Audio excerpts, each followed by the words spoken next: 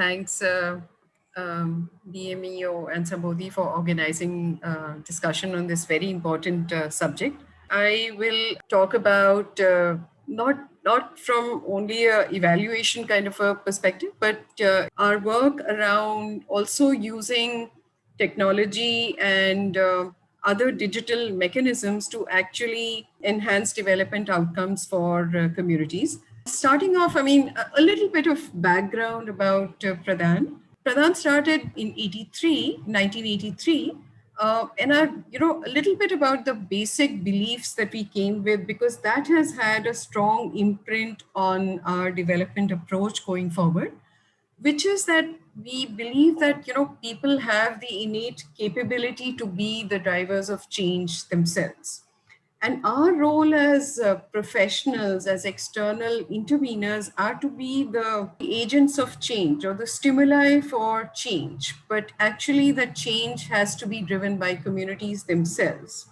And to be able to do that, communities actually have to have access to various other information, knowledge, etc., which probably, there is a current deficit around those. So therefore, we as those stimuli, one of our roles is also to make that available. To just give you a brief context, we work in the, as you can see in the map, if you draw an ellipse across the India map, this is where, bulk of India's poverty resides in this area. This is also happens to be the area which is mostly inhabited by indigenous communities. And this is where most of Pradhan's work has been over the last 35 odd years.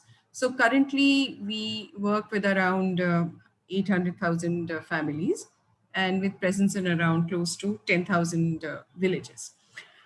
We've kind of, earlier we used to be, organized state according to administrative boundaries. But over the last 5-6 years, we transited from that and organized ourselves into these clusters, which you see mentioned here, because we realize that communities actually relate more with other socio-economic, cultural connotations, which are, a little bit different from how administratively we have tended to organize ourselves. So these are some of the, areas of work that Pradan is involved in.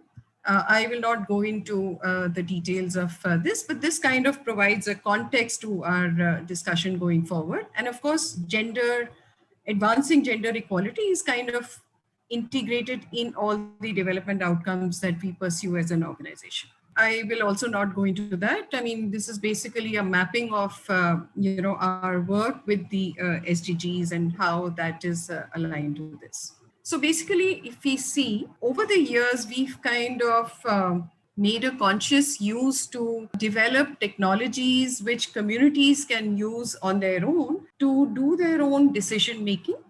So I'll just do a context setting. One is, back in, end of 1990s onwards, we kind of developed this SHG-based accounting software, which kind of made available the data from the SHG accounting data available to the SHG members themselves, so that based on that, they could, to get a better sense.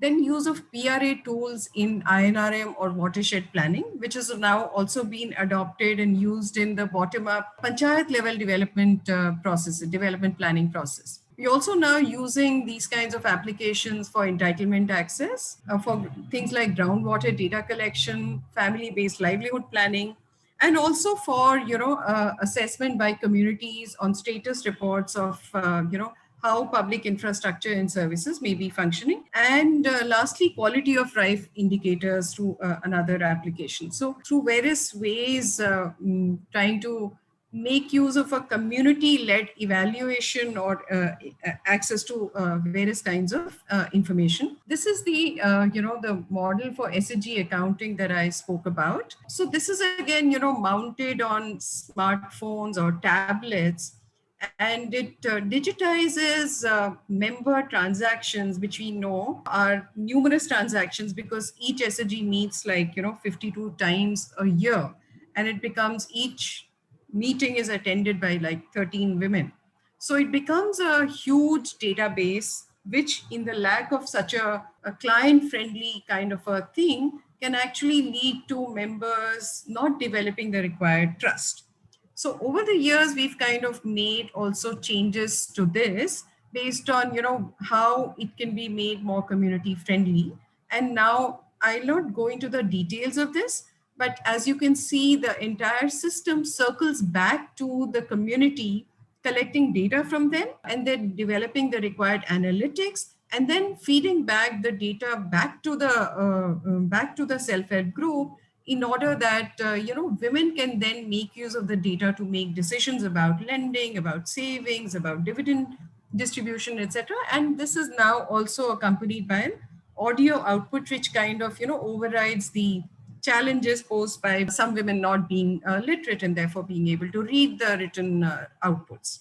I'll now move on to what Sonam talked about. Last 6-7 years, Pradan has been involved in putting in place a digital based MIS system, which now covers the all the geographies which are covered by Pradan. Basically, the system consists of women from the community trained into collecting data directly from the households which are participating in various programs which are being run by Pradan. And these women data collectors, and there are now around 1,300 such women data collectors. Each of them is equipped with a tablet or a smartphone, etc. And they collect data on various kinds of modules which are important, and through a participant recall method. So basically, this is the organizational theory of change. I'll not go into this, but this is, we kind of systematically looked at it and tried to see what are the various kinds of terms that we are interested in, and then tried to design the MIS system so that we could collect data about things which are important to the organization in terms of development outcomes that we want to see in the communities. So this is a little bit about the system, which kind of makes use of a digital platform. It collects, there are these women CDCs who go out into the community and then collect data, which then goes into the digital platform, and then the MIS platform then makes use of the data to create various analytics, which then flow back to the community groups to actually provide them data around what are the various kinds of movements in terms of various programmatic areas. So currently, as you see, the entire system collects data on group health. It collects data on livelihood participation and also the scale of participation.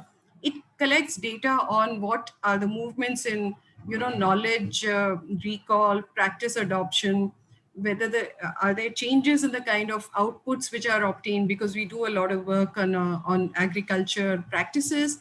We also do data collection around, the kind of access that farmers are able to obtain and the kind of prices that they are able to derive for their outputs. We are also now, for the last 2-3 years, also collecting data around incomes, which is again, made available to the groups at the village level, so that they can actually see which households are kind of, still lagging behind in terms of their incomes, etc. And therefore, make more inclusive approaches moving forward. Lastly, I realize that I'm running out of time. Last 2-3 years, we also looked at, beyond economic prosperity, actually are kind of people also being able to access a better quality of life. So we kind of making use of, a methodology which actually looks at comprehensively a set of indicators which measure quality of life across 12 themes, which again, this report card is again mounted on the same platform, and it actually provides data on quality of life across the, and this is especially also been tested in the context of panchayats, because as we all know, panchayats actually do not have they're supposed to perform a lot of important roles in last mile governance bodies, but do not actually have access to a robust MIS. Many states have put in place some measures, but I mean, we still do not have an integrated system. So we've actually tested it in the context of panchayats actually making use of this database to actually see which wards are, kind of advancing and lagging behind. And of course, organizations like Pradan and others can also make use of this. This has been piloted by an organization called Ideas Unbound. Thank you.